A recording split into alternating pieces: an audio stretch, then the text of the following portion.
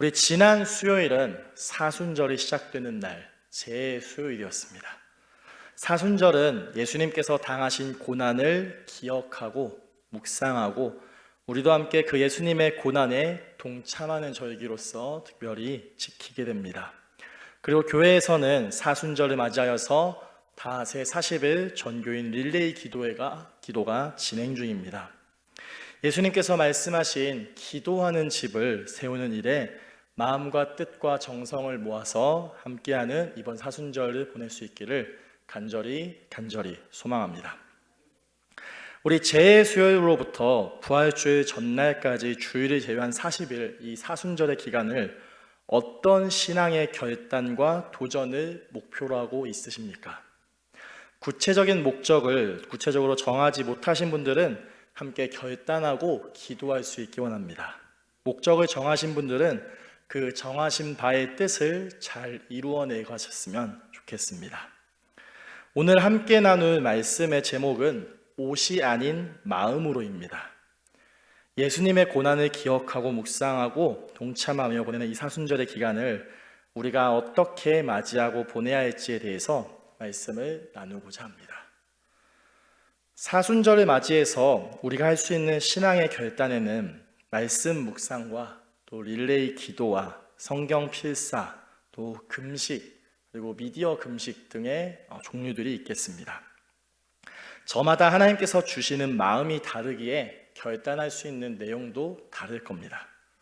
분명히 해야 할 것은 이 사순절을 그냥 흘려보내서는 안 된다는 겁니다. 믿음 없는 자가 아닌 믿는 자로서, 지혜 없는 자가 아니라 지혜 있는 자로서, 그러기 위해서 우리는 세월을 아끼고 늘 그 가운데서 하나님의 뜻을 구하면서 나아가야 합니다. 남들이 보기에는 작은 결단이라도 괜찮습니다. 중요한 것은 우리가 하나님 앞에서 어떤 마음으로 결단하고 행할지가 더 중요한 것이죠. 저는 학생 때부터 그리고 졸업을 한 지금까지 역사에 굉장히 관심이 많습니다. 제가 고등학생 때는 한때는 사학과에 가고 싶을 정도로 관심이 많았었고, 또 대학에서도 역사와 관련된 교양 수업이나 다른 학과들의 이런 역사 수업들을 꼭 하나씩들 다 들었던 기억이 있습니다. 그리고 군대에서는 한국사 1급을 한 달 정도 공부해서 따냈었고요. 대학원에 가서도 역사와 관련된 책들을 꾸준히 읽었고, 지금도 그런 책들을 계속해서 읽고 있습니다. 그렇게 역사를 배경으로 하는 이 소설이나 이야기에도 관심이 많은데요. 수많은 역사 이야기 가운데 정말 제가 좋아하는 역사 이야기는 삼국지와 더불어서 한나라와 초나라의 대결을 담은 역사 소설인 초안지라는 소설책입니다.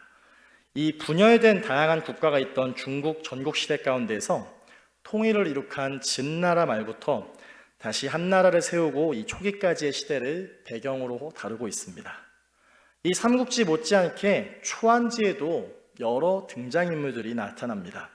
저는 그 가운데에서 한신이라는 사람을 좋아합니다. 한신은 가난한 집에서 태어나서 어려운 환경 속에서 자라왔습니다. 그렇기에 그의 주변에는 그를 무시하는 자들이 많았습니다. 젊은 날의 한신은 그가 뜻을 품고 항상 칼을 차고 다녔는데, 어느 날은 그가 있던 고향에서, 이 시장에서 불량배로부터 시비가 붙었습니다. 만약 당신이 용기가 있거든 나를 찌르고, 그렇지 않으면 내 다리 밑을 기어가라고 그 불량배는 그렇게 한신에게 도발을 합니다. 이에 한신은 불량배의 다리 사이를 기게 되었고, 사람들은 그를 일컬어서 겁쟁이라고 놀려댔습니다. 그렇지만 한신은 그 모욕 가운데서도 자신의 뜻을 포기하지 않았고, 그가 가진 재능과 의지를 증명하여서 자신을 알아주지 않던, 자신을 무시하던 항우를 떠나서 그를 알아주던 유방으로부터 합류하여서 한나라의 초대 대장군으로서 활약하고, 나중에는 왕의 자리에까지 오르게 됩니다. 그가 왕의 자리에 올라서 나중에 젊었을 적에 있었던 이 일을 자신의 신하들과 대화하면서 과거에 자신이 겪은 일들을 나누면서, 만약 내가 그때 그 젊은 날에, 그 어린 날에 모욕을 참지 못해내고 만약에 그를 찔렀다면 지금의 자신은 없을 것이라고 그렇게 말을 하였습니다. 한신의 이 이야기는 고사성어 과하지옥이라는 고사성어의 유래가 되었습니다. 큰 뜻을 위해서 작은 어려움을 이겨내는 사람을 칭찬하고 격려한다는 뜻입니다. 이와 비슷하게 유지경성이라는 사자성어도 있는데 뜻이 있으면 이루어진다는 뜻입니다. 그만큼 인생에 있어서 우리가 이 뜻을 세우는 것이 굉장히 중요하다는 것을 말씀드리고 싶습니다. 우리가 신앙생활 가운데서도 뜻을 세우면서 나아가야 합니다. 하나님과의 관계, 이웃과의 관계, 이 관계를 위해서 우리는 어떤 뜻을 세워나가야 할지에 대해서 늘 고민하는 자세가 필요합니다. 제가 몇 번이고 이야기 드렸던 것 같은데 가장 이해하기 어려운 말 중에 하나는 그냥입니다. 이성적인 이해나 논리적인 설명 없이 무슨 일이든 그냥 하라고 하는 말을 들었을 때 굉장히 일하기 어렵게 만드는 말이고 또 힘이 잘 나지도 않는 말입니다. 그런데 이 신앙생활 가운데서도 뜻과 이유가 분명한 것이 얼마나 중요합니까? 말씀과 기도에 힘쓰라고 합니다. 그런데 말씀과 기도를 가까이 하려는 이유가 분명한 사람과 그렇지 않은 사람의 차이가 얼마나 많이 납니까? 맹목적으로 그냥 신앙생활을 하는 사람과 그 목적과 뜻이 분명한 사람은 차이가 있어도 분명히 납니다.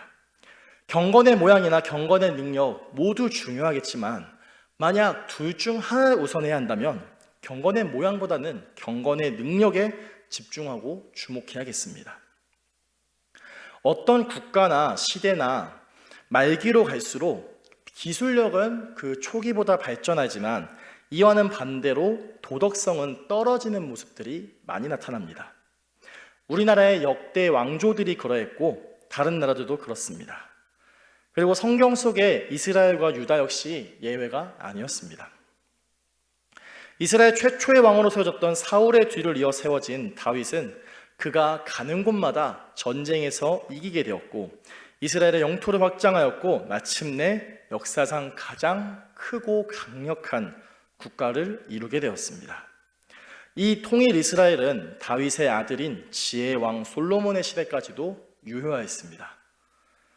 그런 지혜의 왕이었던 솔로몬이었지만 말년에 그는 이방 여인들과 무분별하게 혼인을 맺으면서 이방으로부터의 우상에 빠지게 되었고 이에 하나님께서 솔로몬의 다음 때부터 이스라엘을 분열시키겠다고 말씀하셨습니다. 솔로몬 이후에 이스라엘은 북왕국 이스라엘과 남왕국 유다로 그렇게 하나님의 말씀대로 두 국가로 분열하게 되었습니다.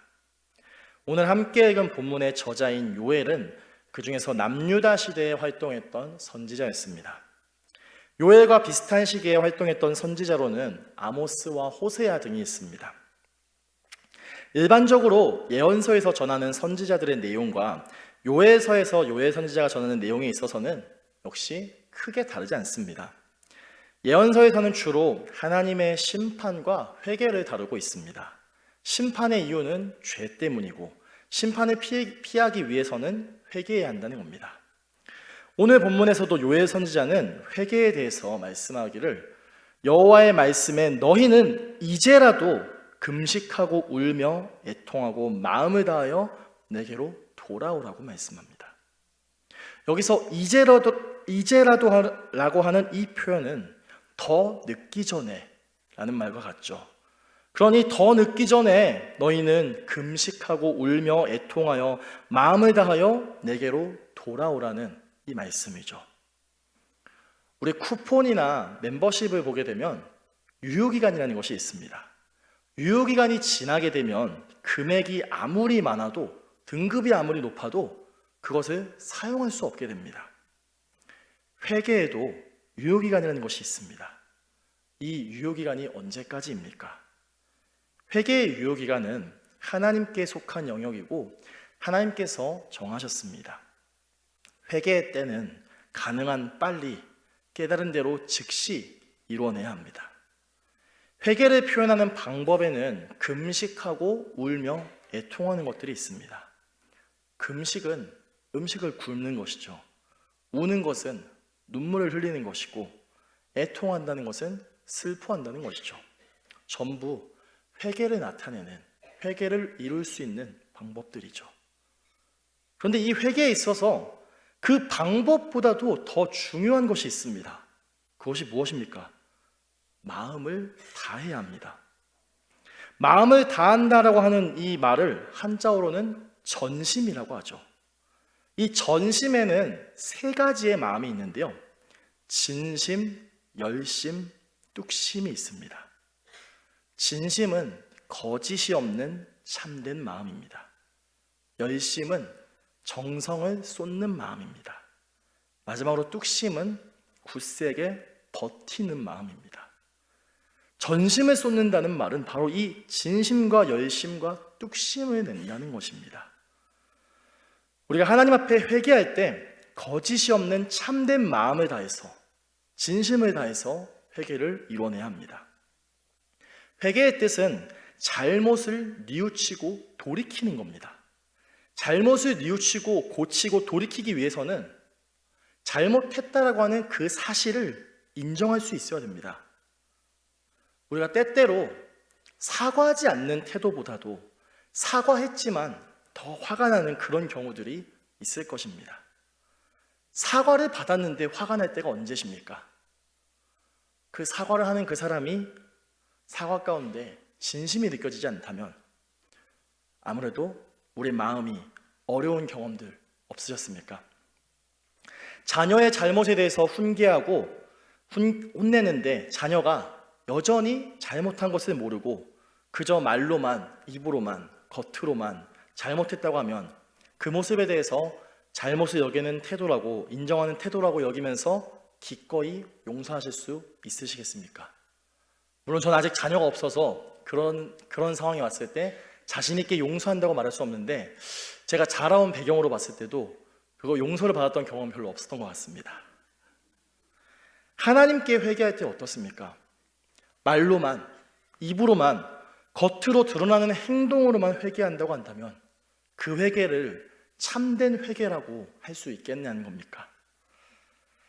회개는 잘못에 대해서 인정하는 것에서부터 시작됩니다. 잘못, 죄에 대해서 인정하는 태도는 바로 우리가 죄인이라는 것을 분명히 알 때 가능한 것이죠. 로마서 3장 23절에 사도 바울은 모든 사람이 죄를 범하였음에 하나님의 영광에 이르지 못한다고 말씀하고 있습니다.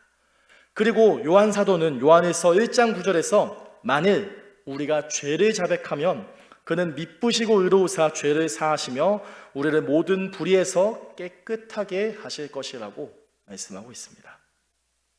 먼저는 우리가 모든 사람이 죄인이라고 하는 이 사실에 대해서 인정하고, 그렇기에 우리의 죄를 하나님 앞에 내려놓으며 그를 진심으로 뉘우치며 나아갈 수 있어야 됩니다. 하나님께 진심으로 죄를 자백하여서 죄를 용서하시고 깨끗함 받게 하는 그 하나님을 경험할 수 있기를 예수님의 이름으로 소망합니다. 우리가 진심으로 회개했다면 이제 우리는 열심히 회개해야 합니다. 열심에 있어서 중요한 태도는 속도보다는 방향입니다. 제가 예전에도 말씀을 드렸던 것 같습니다. 열심히 살지 않는 사람은 없습니다. 유치원생 아이부터 80이 넘은 어르신에 이르기까지 사람은 저마다의 그 삶의 자리 가운데서 각자의 모양과 분량으로 열심을 이루면서 살아가고 있습니다. 열심이란 단어 하면 성경 인물로 대표적으로 떠오르는 사람이 바로 사도 바울이죠. 예수님을 만나기 전에도 바울은 누구보다 열심이었습니다. 그런데 그가 무엇에 열심이었습니까? 예수님을 믿는 사람들에 대해서 그들을 핍박하는데 열심이지 않았습니까? 그런 그가 다메섹 도상으로부터 예수님을 만난 이후에 그의 삶이 어떻게 달라지게 됩니까? 예수님을 믿는 사람들을 핍박하기에 열심이었던 그가 이제는 예수님을 전하는 일에 열심을 내지 않습니까? 죄를 알게 되었을 때 우리는 합리화를 하거나 변명하기를 열심히 할 것이 아니라 회개하는 것을 열심히 해야 합니다. 세례 요한은 마태복음 3장 2절을 통해서 회개하라, 천국이 가까이 왔다고 우리에게 분명하게 말씀하고 있습니다. 천국이 가까워졌으니까 회개하는 데 있어서 진심도 중요하겠지만 열심도 중요합니다. 회개할 때 우리는 최대한 빨리 해야 하고 또 정확하게 할 수 있어야 됩니다. 죄를 알게 되었을 때 그것을 즉시 뉘우치는 일도 중요하고, 그것이 무엇이 죄인지를 분명히 알고 그것에 대해서 정확하게 분명하게 알고 있어야 한다는 겁니다. 우리가 지은 죄들, 알고 지은 죄, 알지 못하는 가운데 지은 죄, 마음으로 생각으로 또 말과 행동으로 지었던 우리의 모든 죄들에 대해서 하나님은 다 아시지 않습니까? 그러니 우리는 죄에 대해서 변명하는 데 열심을 낼 것이 아니라 회개하는 데 열심을 이루며 회개에 합당한 열매를 맺는 저와 여러분 될 수 있기를 예수님의 이름으로 소망합니다. 진심 그리고 열심과 함께 회개에 있어서 또 중요한 마음은 바로 뚝심입니다. 뚝심은 굳세게 버티는 마음입니다. 진심으로 열심을 내어서 회개하는데, 그것을 만약 끝까지 할 수 없다면 참된 회개를 이루었다고 할 수 있겠냐는 겁니다. 우리가 잘못에 대해서 인정할 때 회개에 있어서 바른 태도는 어떠한 상황에서도 우리의 죄에 대해서 인정하고 회개하는 마음입니다. 자녀가 잘못에 대해서 뉘우치고 있는데 그냥 듣기만 할 수도 있겠지만 앞으로 그런 잘못에 대해서 조심하라고 하거나 어떤 권면과 훈계의 목소리를 낼 때 잘못을 뉘우치던 자녀가 자기 잘못을 말하다 말고 알겠다고요. 그만 좀 하세요. 저렇게 핏대를 높여서 세운다면 그 뉘우침에 대해서 받아주실 수 있으십니까? 우리가 죄에 대해서 회개하는데 끝까지 회개하지 못하였다면 하나님 앞에서 온전하게 회개한 것이라고 할 수 있겠냐는 겁니다. 햇사람 우리아를 전쟁터에 사지로 내몰아서 그를 죽게 만들고 그의 아내 밧세바를 취한 다윗에게 선지자 나단은 그를 책망하였습니다. 그런데 다윗은 한 국가의 왕이었고 나단은 그의 신하였습니다. 게다가 그의 잘못에 대해서 조용히 다가와서 단 둘이 있을 때 잘못했다고 말한 것이 아니라 그의 죄로 인한 하나님의 심판하실 내용에 대해서 모두가 다 알도록 떠들어댔습니다. 이때 다윗은 그 나단을 두고 어떠한 불이익도 주지 않았고 오히려 하나님 앞에 금식하고 죄에 대해서 철저하게 인정하고 회개하고 용서를 구하였습니다. 회개는 이렇게 다윗처럼 할 수 있어야 됩니다. 누가 뭐라 하더라도 우리의 죄를 뉘우치면서 그렇게 끝까지 하나님께 회개를 이루는 저와 여러분 될 수 있기를 예수님의 이름으로 소망합니다. 이어서 요엘 선지자는 옷을 찢는 회개가 아니라 마음을 찢는 회개에 대해서 말씀하고 있습니다. 당시 고대 근동에서는 옷을 찢는 행위를 이 신에게 나아가는 행위로 여겨지고는 했습니다. 또 눈에 보이지 않는 자신의 감정을 구체적으로 외적으로 드러내는 행위로 바로 이 옷을 찢는 행위가 있었습니다.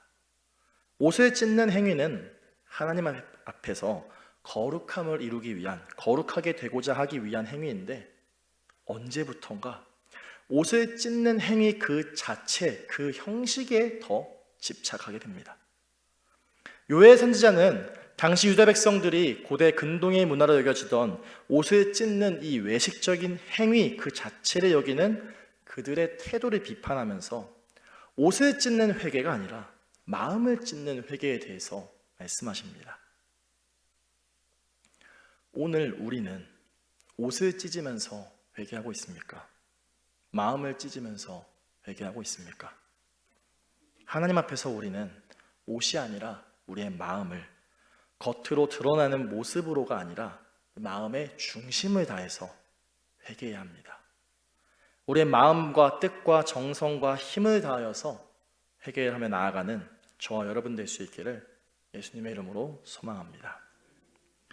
우리가 회개해야 할 그 하나님은 어떤 분이라고 이어서 말씀하고 있습니까? 은혜롭고 자비로우신, 노하기를 더디하시는, 인애가 크셔서 뜻을 돌이켜서 재앙을 내리지 않으실 하나님이라고 말씀하고 있습니다. 베드로후서 3장 9절에 주의 약속은 어떤 이들이 더디다고 생각하듯이 더딘 것이 아니라 오직 주께서는 너희에게 오래 참으사 아무도 멸망하지 않고 다 회개하기에 이르기를 원하신다고 말씀하고 있습니다. 그렇기에 하나님께서 마음과 뜻을 돌이키시고 복을 내려서 용서해 주신다면 그 하나님 앞에 기꺼이 감사하는 마음을 담아서 소제와 전제를 드릴 수 있지 않겠냐고 요엘 선지자는 말씀하고 있는 겁니다. 소제는 곡식의 가루를 불태워서 드리는, 불살라서 드리는 제사를 말합니다. 전제는 독주나 포도주를 제단에 붓는 제사를 말합니다. 곡식을 가루의 형태로 만들기 위해서는 얼마나 많은 시간과 정성이 들어가겠습니까? 전제는 하나님을 섬기는 봉사자들의 헌신적인 봉사와 그를 위해서 생명까지도 내놓을 수 있는 희생을 나타냅니다. 즉, 이 제사들에는 감사하는 마음이 없이는 이룰 수 없다는 겁니다. 늦었지만 이제라도 하나님 앞에 죄를 회개할 때 사랑과 은혜의 하나님께서 그 죄를 용서하신다면 소제나 전제를 드릴 수 있지 않냐고 그렇게 말씀한 겁니다.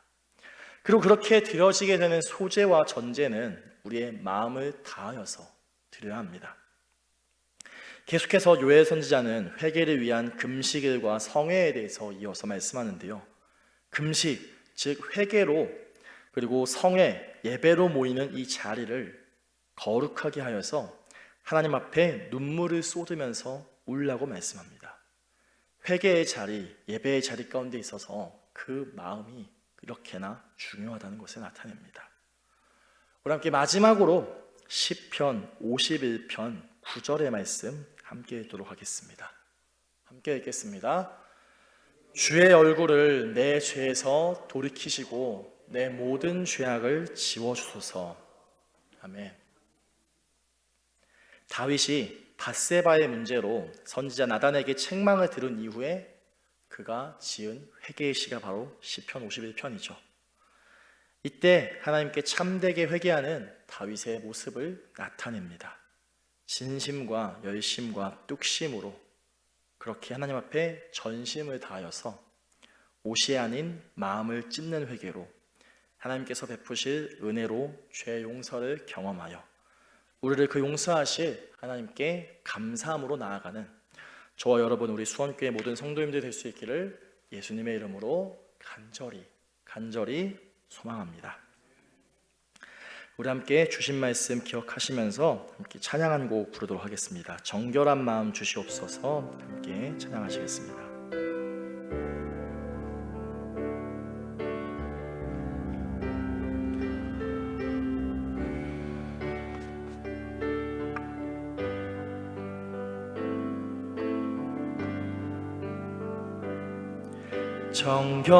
정결한 마음 주시옵소서.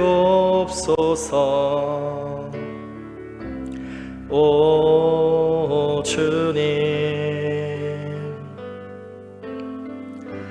정직한 영을 새롭게 하소.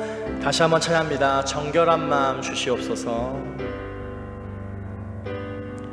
정결한 마음 주시옵소서. 오 주님,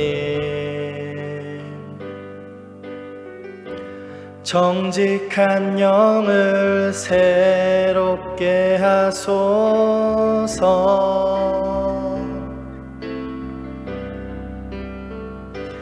나를 주님 앞에서 멀리하지 마시고 주의 성령을 거두지 마옵소서.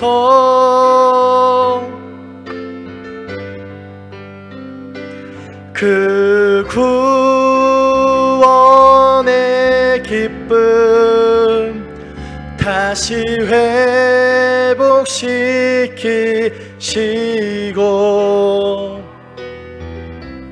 변치 않는 맘 내 안에. 우리 처음부터 다시 찬양합니다. 정결한 마음 주시옵소서. 정결한 마음 주시옵소서. 오 주님, 정직한 영을 새롭게 하소. 정결한 마음 주시옵소서. 정결한 마음 주시옵소서. 오 주님, 정직한 영을 새롭게 하소서.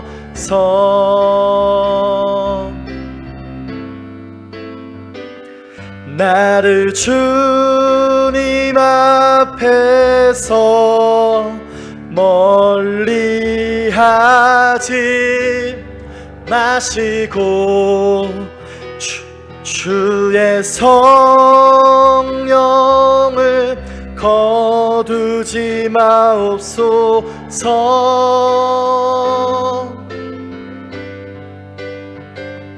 그 구원의 기쁨 다시 회복시키시고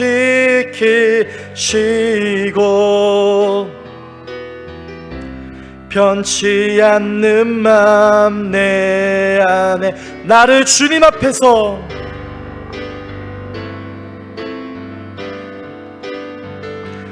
나를 주님 앞에서 멀리하지 마시고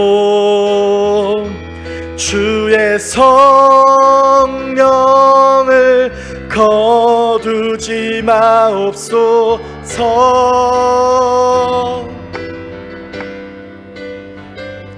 그 구원의 기쁨 다시 회복시키시며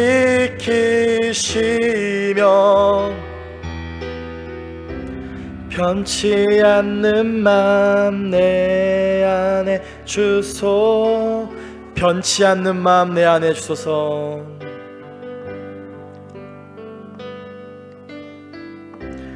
변치 않는 마음 내 안에 주소서. 아멘. 우리 이 시간 함께 받은 말씀 기억하면서 또 함께 부른 이 찬양의 가사를 기억하시면서 기도하며 나아가기 원합니다. 사순절 예수님께서 우리를 위해서, 우리를 대신해서 죄의 문제, 죽음의 문제를 해결해 주신, 십자가에서 피 흘려 고통당하신 예수님 그 희생을 우리가 기억하며 예수님의 고난을 묵상하며 예수님의 고난 가운데 동참하며 나아가는 이 사순절 가운데에서 우리가 하나님 앞에 나아가기 위해서 먼저 회개를 이루며 나아갈 수 있게 합니다. 그 회개를 하며 나아갈 때 어떤 보여지는, 겉으로 드러나는 그런 외식적인, 형식적인 모습에 집착하는 것이 아니라 우리의 온 마음을 다하여서, 온 중심을 다하여서 하나님께 회개를 이룰 수 있게 원합니다. 진심을 다하여서, 열심을 다하여서, 뚝심을 다하여서 그렇게 전심으로 하나님께 회개하기 원합니다. 우리가 옷을 찢는 회개가 아니라 마음을 찢는 회개로서 우리의 겉으로 드러나는 모습으로만 회개하는 것이 아니라 우리의 마음의 중심을 내어드리면서 하나님께 회개할 때 그렇게 주님 앞에서 멀리하지 마시고 주님의 성령으로부터 떠나지 않게 해달라고 기도한 다윗의 그 기도처럼 우리가 이 시간 온전히 하나님 앞에 회개의 기도를, 그 회개의 고백을 주님 앞에 내어드릴 수 있게 합니다. 함께 주님의 이름 부르시며 기도하며 나가도록 하겠습니다. 함께 기도하시겠습니다. 주여, 살아계셔 역사하시는 하나님, 우리가 이 시간 이 사순절에 보내며 나아갈 때 주님 앞에 어찌할 수 없는 우리의 마음을, 어찌할 수 없는 우리의 몸과 마음을 내어드리며 나아가기 원합니다. 하나님, 우리가 하나님께 나아가기 위해서 거룩하시고 완전하신 하나님께 나아갈 때 우리의 온 마음을 다하여서, 온 힘을 다하여서, 온 정성을 다하여서 회개를 이루며 나아갈 수 있게 원합니다. 우리가 회개하며 나아갈 때 겉으로 드러나는 외식적인 모습으로, 형식적인 모습으로 회개를 이루는 것이 아니라 마음의 중심을 다하여서, 마음의 뜻과 정성과 힘을 다하여서 회개를 이루며 나아갈 수 있게 합니다. 우리의 진심을 다하여서, 열심을 다하여서, 뚝심을 다하여서 하나님 앞에 전심으로 회개를 이루어낼 수 있게 합니다. 주님 앞에서 멀리하지 마시고 주의 얼굴을 우리가 늘 가까이 가게 하시고 우리의 모든 죄악을 용서하여 주실 그 하나님을 바라보며 나아갈 수 있게 해주옵소서. 우리의 죄를 용서해 주신 그 예수님을 기억하며 예수님께 감사함으로 나아가게 하여 주시옵소서. 주의 성령으로부터 멀어지지 않게 하시고 하나님으로부터 떨어지지 않게 하시고 하나님의 그 그늘을, 하나님의 그 손을 늘 붙잡으며 나아가는 우리 소원교회 모든 성도들이 될 수 있도록 인도하여 주시옵소서. 주님, 나를 주님 앞에서 멀리하지 마시고 주님의 그 성령으로부터 우리를 보호하여 주옵시고 지켜 주시옵소서. 우리를 구원하신, 우리의 죄를 용서하신 그 기쁨을, 그 감격을 다시 회복케 하시고 다시 찾게 하시고 이 사순절 기간을 그냥 보내는 것이 아니라, 낭비하며 보내는 것이 아니라 믿는 자의 모습으로서 예수님께서 당하신 그 고난을 기억하고 묵상하며 고난에 동참하는 자로서 나아갈 수 있도록 인도하여 주시옵소서. 주님,